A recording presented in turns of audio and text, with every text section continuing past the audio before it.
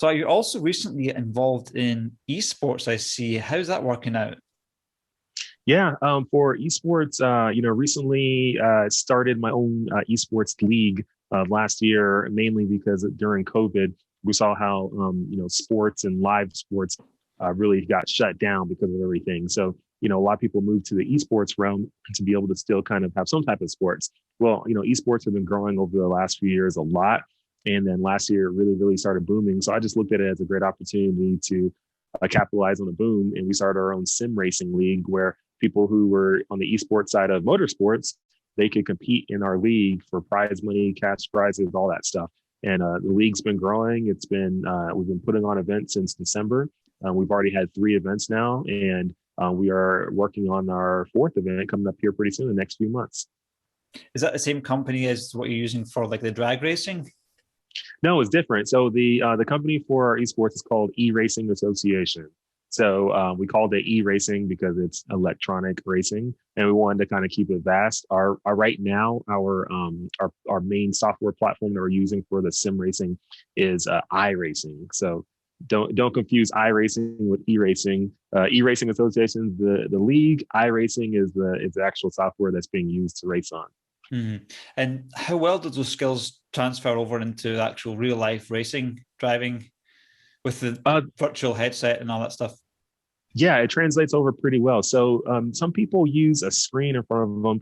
Some people have like a one single monitor in front of them. Some people have 3, like they'll do the triple screen setup. Then some people do virtual. For me personally, I like the virtual because I feel like I'm in the real race car and I can look around and I can see things sometimes that people with just maybe one screen can't see. Now, if you have 3 screens, it gives you a pretty good view, but still at the same time, it's fixed. Whereas, in real life, in a real race car, like you're not just fixed. You can look around a little bit. You can see different things. So I like that. I like the sense of speed, all that stuff. So I really like the virtual side of things the most.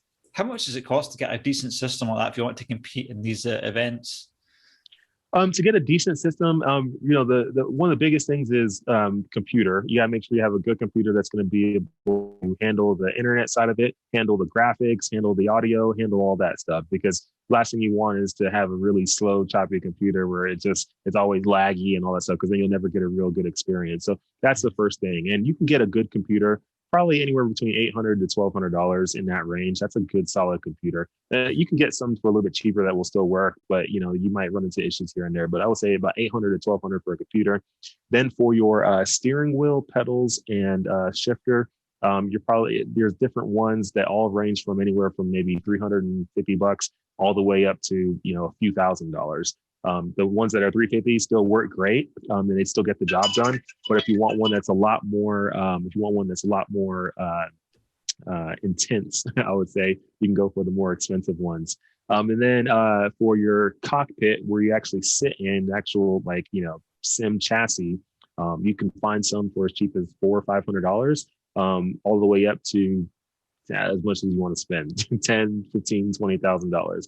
But overall, you can get a whole setup from start to finish, from computer to monitors to wheels, pedals, shifter, everything. You can probably do it for, I would say, get everything together. You can keep it under $2,000 if you really wanted to. Mm-hmm. Yeah, well, yeah, about 2,000, 2,000 or so. Yeah, we all probably grew up watching the original Daytona USA machines when it was like $1 or £1, and I was a little boy and I could hardly ever afford it. Yeah.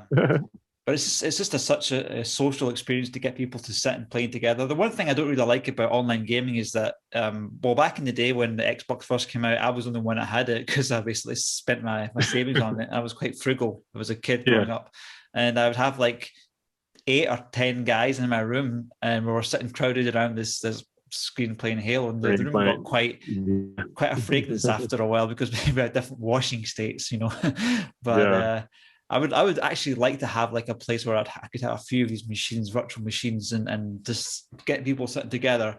Not all this remote stuff, because I think remote gaming for me is just not. I don't think it's very healthy, But and also you get lags as well. I guess if you could link these up together in a sort of LAN gaming way, that would be really the best performance for. Yeah, no, it'd be really cool.